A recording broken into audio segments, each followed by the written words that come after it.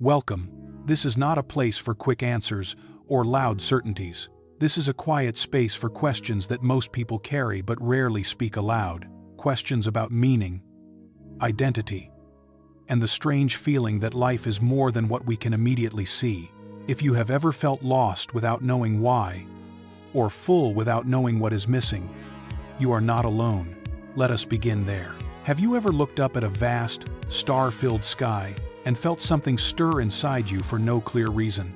Not awe alone, not fear, but a subtle familiarity, as if this moment, this view, this feeling has happened before. Many people dismiss it quickly, telling themselves it is imagination or emotion, yet the feeling lingers, a quiet whisper that says, "I have been here somehow." Even when the mind cannot explain how or when, beneath that moment lies a deeper, quieter pain, the pain of living an entire life while never fully understanding who you truly are. You may know your name, your profession, your family history, you may know what you like and what you fear, but when all roles fall away, when distractions fade, there is often a hollow question left unanswered. Who is the one living this life? And why does that answer feel just out of reach? The question of origin is often misunderstood. It is not shallow curiosity or philosophical entertainment. It is not a trend or a spiritual luxury. It is a survival question. Because without knowing where we come from, we struggle to understand why we are here. Purpose cannot grow in soil where roots are unknown. When the origin feels unclear, direction becomes fragile. Many people are told a simple story. You were born to your parents, raised in a certain place, shaped by circumstance. While this explains the surface, it leaves something unresolved. It does not touch the deeper sense of continuity we feel within ourselves. It does not explain why some fears appear without cause, or why certain longings feel older than this lifetime. Knowing only biological beginnings often leaves an emotional emptiness that no achievement can fill. Hidden beneath this uncertainty is one of humanity's oldest fears, the fear of disappearance. The fear that when the body ends, everything ends, that all memories, struggles, loves, and lessons are erased without trace. For many, this fear is not dramatic or loud. It is quiet. It appears late at night, in moments of loss, or in the silence after success fails to satisfy. It asks, will any of this matter when I am gone? At the core of these questions is a simple but powerful need. The need to know that our existence is meaningful, that we are not accidents drifting briefly through time, that our presence carries weight, continuity, and consequence. This need is not selfish, it is human. Without meaning, effort feels heavy. Without meaning, suffering feels cruel. And without meaning, love feels unbearably fragile. Buddhist philosophy does not approach these questions to comfort us with fantasies. It approaches them to meet our confusion honestly, not by giving easy conclusions, but by guiding attention toward experience itself, toward the patterns of longing, fear, and hope that repeat across human lives. It begins not by asking us to believe, but by asking us to look closely. This quiet uncertainty is not a weakness, it is the doorway.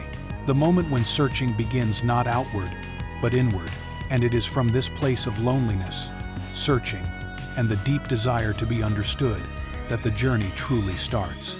The Buddha's search for origins was never an abstract intellectual exercise. He did not ask where existence came from to satisfy curiosity or win debates. His question was urgent, personal, and born from suffering. He looked at aging, illness, loss, and death, and asked a different question than most people do. Not, who created this? But, why does this keep happening? His entire inquiry was driven by one purpose only: the end of suffering. After his awakening, the Buddha expressed this search in a verse that has echoed for centuries. He spoke of wandering through countless births, searching again and again for the one who built the house of existence. This was not poetry for its own sake. It was a confession of exhaustion, a recognition that life, when lived unconsciously, repeats itself in familiar patterns of pain, birth after birth, hope after hope, disappointment after disappointment.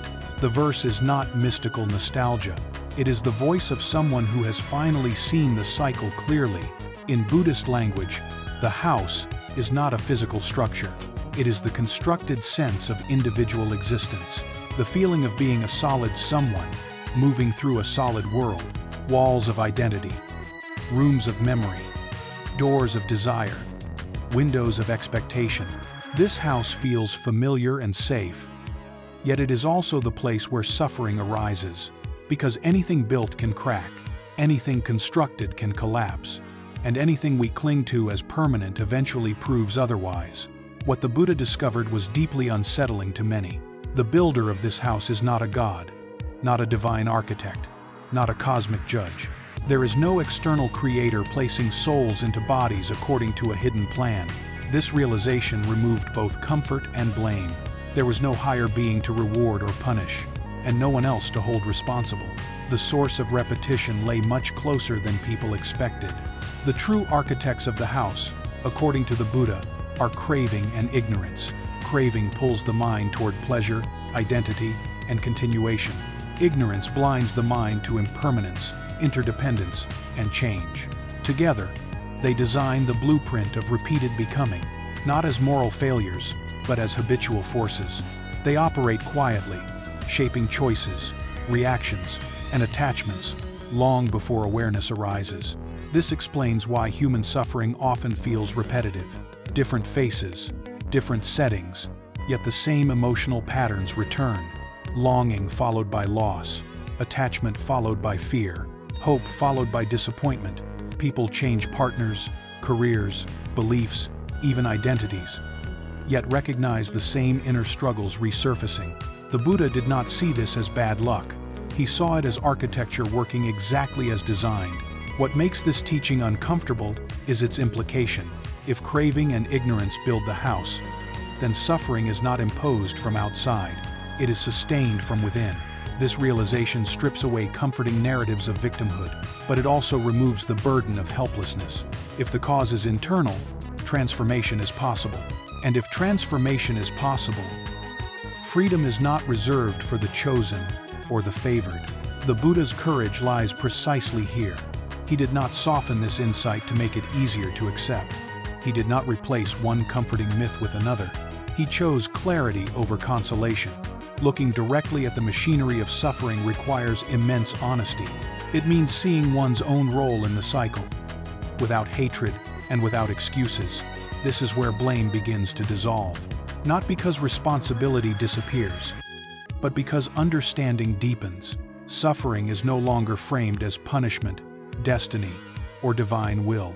It becomes a process that can be observed, understood, and gradually undone. The Buddha's search for the builder was not an accusation, it was an act of liberation, and when the builder was finally seen clearly, the house lost its power, not destroyed by force, but rendered unnecessary by understanding. This moment marks not the end of life, but the end of blind repetition. It is here that awakening begins, not as an escape from reality, but as a deeper encounter with it.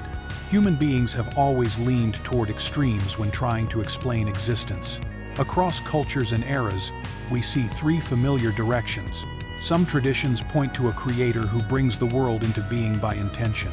Others describe a continuous cycle of rebirth governed by moral law. Still others, especially indigenous traditions, speak of ancestral presence embedded in land and nature. Each view reflects a sincere attempt to make sense of life, suffering, and belonging, yet each also carries assumptions that quietly shape how people relate to their pain. The need behind these views is deeply human. We long for an absolute beginning, a single point where everything started, where confusion ends and certainty begins. An origin story gives psychological comfort. It suggests order instead of chaos, purpose instead of randomness. If there is a clear beginning, then perhaps there is a clear meaning. This desire is not foolish. It is a response to fear, especially the fear of insignificance. However, the Buddha saw a subtle problem in this search. Looking for a first cause assumes that reality functions like a story with a clear opening chapter. It assumes existence must follow human logic to be valid. But life, as directly experienced, does not behave this way. Every event arises from conditions that themselves arise from earlier conditions. Tracing causes backward becomes an endless chain, not a single origin point. The search for a first cause turns into an intellectual maze with no exit. This is why the Buddha avoided the idea of a permanent creator on one side and total randomness on the other. A creator implies something eternal and unchanging behind experience. Randomness implies meaninglessness and moral emptiness. Both extremes fail to address lived suffering. They explain the universe, but they do not relieve pain. The Buddha's concern was never cosmology for its own sake. It was the human experience of dissatisfaction that repeats moment after moment. When questioned directly about the ultimate beginning of existence, the Buddha often remained silent. This silence has been misunderstood as avoidance or mystery. In truth, it was precision. He recognized that some questions are built on false assumptions. Answering them only strengthens confusion. Silence in this case was not absence of wisdom, but restraint guided by compassion. The Buddha compared such questions to asking what lies north of the North Pole. The question sounds reasonable, yet it rests on a framework that no longer applies. North loses meaning beyond that point. In the same way, asking for an absolute beginning assumes time and causality operate in a simple, linear way. They do not. The mistake lies not in curiosity, but in the structure of the question itself. This insight brings an unexpected relief. If the question is flawed, then the anxiety around answering it can soften. One does not need to solve the universe to live wisely. The Buddha redirected attention from unanswerable metaphysics to observable reality. He asked people to look at suffering as it appears now, to notice craving, resistance, fear, and attachment as lived experiences, not abstract ideas. By shifting focus, the Buddha changed the direction of spiritual inquiry. Instead of debating origins, he examined conditions. Instead of defending beliefs, he observed processes. Instead of assigning blame to gods, fate, or chance, he explored cause and effect within experience. This approach does not deny mystery. It simply refuses to be trapped by it. The middle way is not a compromise between beliefs. It is a practical orientation toward reality, one that values what can be known through awareness and practice, one that loosens arguments and returns attention to the present moment. Here, meaning is not imposed from the outside. It emerges from understanding how suffering arises and how it can end. And in that shift, the mind finds something rare: clarity without conflict, and peace without denial. For many people, the idea of past lives feels distant, symbolic, or purely religious. It is often assumed to belong only to ancient texts or spiritual imagination. Yet when examined carefully, the subject does not rest solely on belief. Across history, personal testimony, and modern research, certain patterns appear repeatedly. They do not force conclusions, but they invite honest attention. What emerges is not proof in the absolute sense, but a body of evidence that resists easy dismissal. The earliest and most detailed account within Buddhism comes from the Buddha himself. On the night of his awakening, he described recalling countless previous lives with extraordinary clarity, not vague impressions or symbolic visions, but concrete details of names, families, actions, and circumstances. These recollections were not presented as miracles meant to impress others. They were described as direct knowledge, arising from deep concentration and insight. For the Buddha, remembering past lives was not the goal, but a consequence of understanding the nature of mind. Beyond the Buddha's own account, modern research has explored similar claims in unexpected places. For several decades, researchers have documented cases of young children who spontaneously speak about previous lives. These investigations focus on careful interviews, verification of details, and avoidance of suggestion. The work is slow, methodical, and cautious by design. Rather than promoting belief, researchers aim to record what can be checked and compared. The results do not rely on a single culture or belief system. One striking feature of these cases is their consistency. Most children begin speaking about past life memories between early childhood and early school age. The memories often fade as the child grows older. Across different countries, religions, and social environments, similar patterns appear. Children describe specific locations, relationships, and events unknown to their current families. The cross-cultural repetition challenges the idea that these stories are simply learned or culturally scripted. Criticism has accompanied this research from the beginning, as it should. Skeptics suggest fantasy, suggestion, coincidence, or unconscious influence. These concerns are not ignored. Researchers actively attempt to rule out such explanations through verification and documentation. Cases are rejected when evidence is weak or contaminated.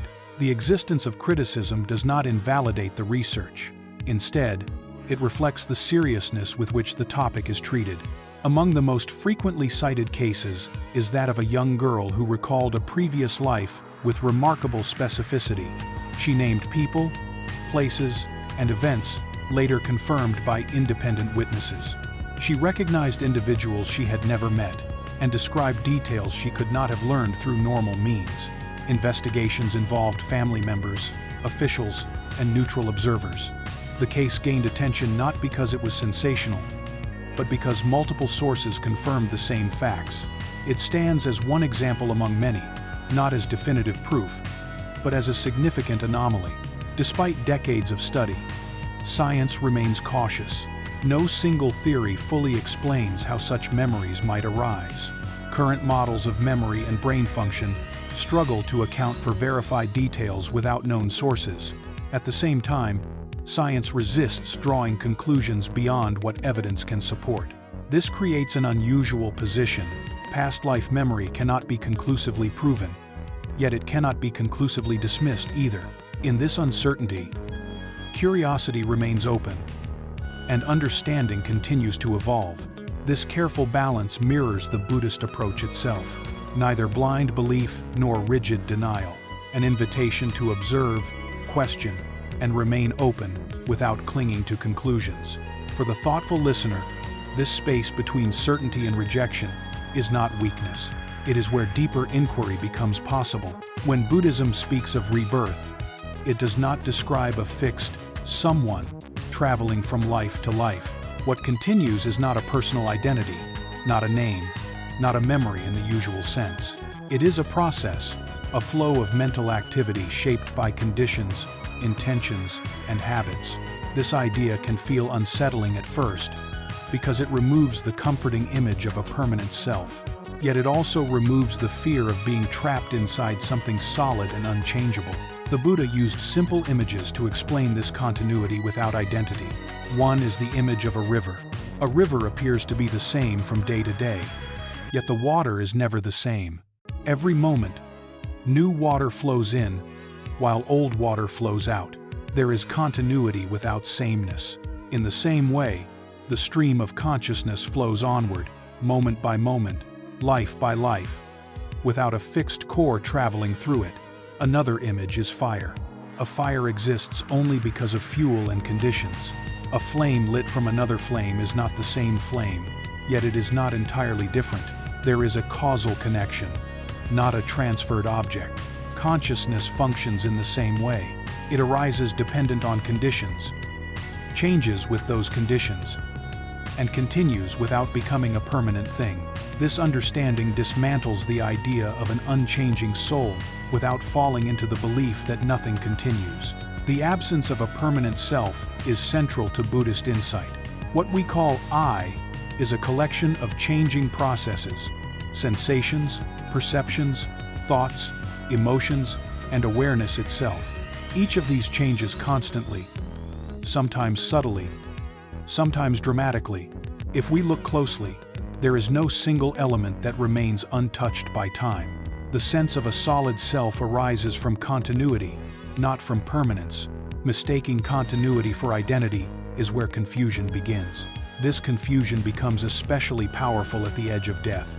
Buddhist teachings emphasize the importance of the final moments of consciousness, not because they determine destiny through judgment, but because they reflect deeply ingrained habits of mind.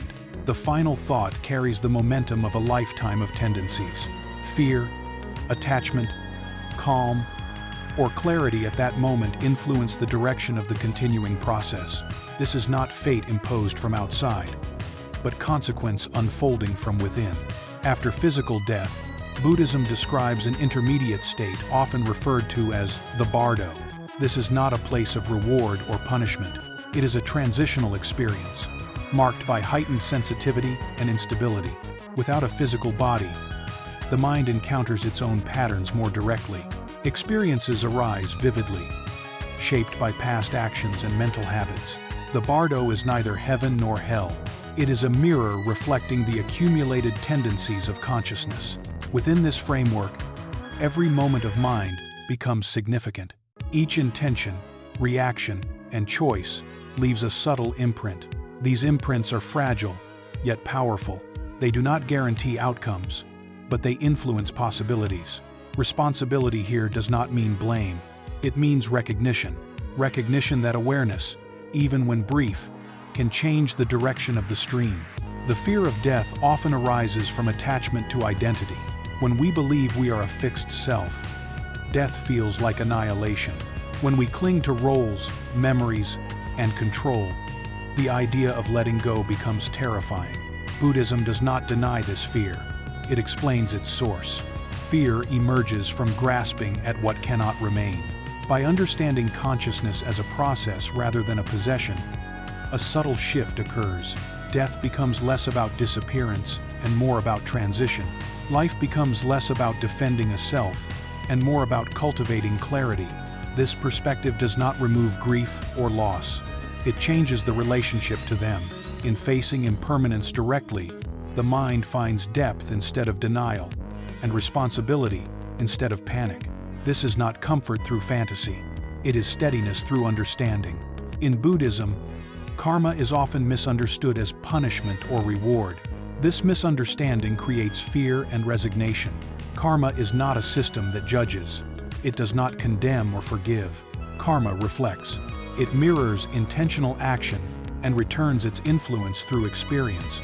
Like an echo responding to a sound, karma responds to what is put into motion. At the heart of karma lies intention. An action is not defined only by what is done, but by why it is done. Two identical actions can carry very different karmic weight depending on motivation. Anger, generosity, fear, or wisdom shape the imprint left behind. This emphasis removes moral absolutism and replaces it with awareness. Karma becomes a process of learning rather than a verdict passed from outside. This framework raises a painful question. Why are some people born into hardship, while others experience ease from the beginning? Buddhism does not offer comforting simplifications. It explains that conditions at birth arise from complex networks of causes extending beyond a single lifetime. This explanation does not justify suffering. It attempts to understand its origins without blaming chance or divine preference. Compassion arises not from certainty, but from recognizing complexity.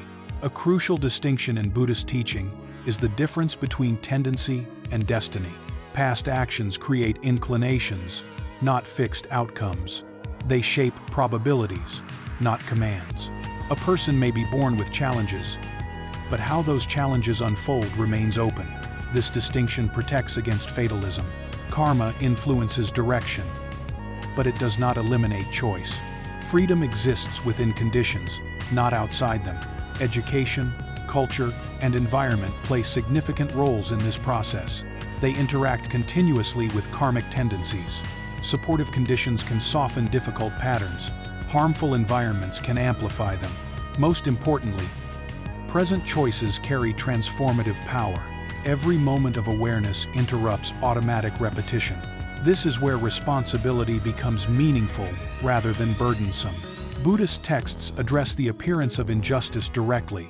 They acknowledge that the world does not distribute suffering evenly. Acts of harm tend to shorten life, while acts of care support longevity. Generosity fosters abundance, while greed reinforces scarcity. These are not moral threats. They are observations of how mental qualities shape lived experience. Understanding this encourages ethical living without fear-based obedience. Personal responsibility within this view is neither harsh nor forgiving in a sentimental way. It is realistic. One inherits the momentum of past actions, yet is never reduced to them. Guilt has no productive role here. Blame only tightens the cycle. Responsibility means recognizing influence, not condemning oneself. Change begins with clarity, not self-punishment. This understanding shifts the emotional tone of life. Suffering is no longer proof of failure. Success is no longer proof of superiority. Both are moments within a larger flow of cause and effect. What matters is how one responds now. Each intentional response alters the current, even slightly. Over time, these changes accumulate into meaningful transformation. Karma, understood properly, restores agency. It reminds us that life is shaped, but not sealed. The future is influenced, but not predetermined. This recognition does not promise control. It offers participation. And in that participation, helplessness gives way to responsibility, and fear gives way to quiet confidence. Understanding rebirth in Buddhism is not about collecting beliefs. It is not about convincing oneself that multiple lives exist. Its value lies in how it changes the way one lives now. When life is seen as part of a longer unfolding process, urgency shifts. Desperation softens. Choices gain weight, not because of fear, but because of continuity. Life becomes something to be lived carefully rather than consumed quickly. One of the first transformations is the relationship with death. Death is no longer experienced solely as a final erasure. It becomes a transition within an ongoing flow. This does not eliminate grief, but it reduces panic. Fear loosens when death is no longer imagined as a total collapse into nothingness. What remains is seriousness without terror. Life becomes precious without becoming frantic.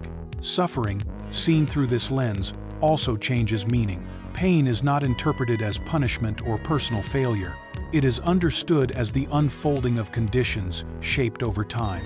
This perspective does not deny injustice or hardship. It reframes them as experiences that carry information. Suffering becomes a teacher, not a sentence. What matters is not why pain appeared, but how it is met. From this understanding, compassion naturally expands. When suffering is recognized as part of a long human journey, judgment loses its grip.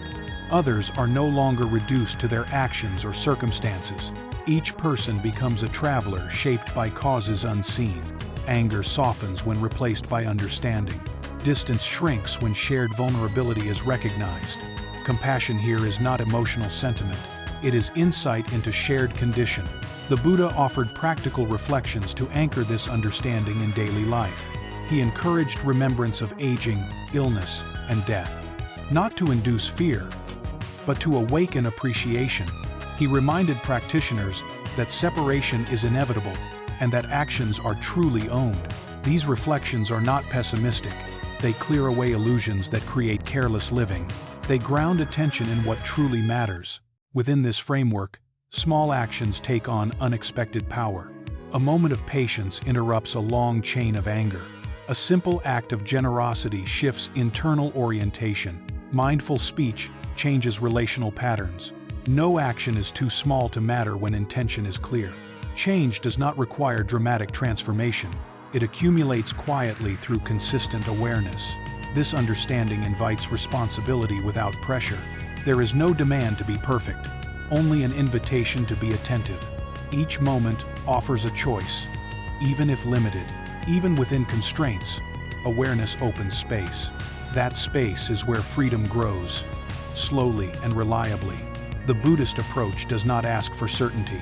It does not insist on belief in unseen realms. It asks for observation, to notice patterns of reaction, attachment, and release, to watch how intention shapes experience, to see what happens when awareness replaces habit. This is where the teaching remains open. No final claim is made. No absolute conclusion is imposed. The listener is invited, not persuaded, to observe life as it unfolds, to notice whether living with greater awareness brings less suffering, and to decide, through experience rather than belief, what kind of life is worth continuing.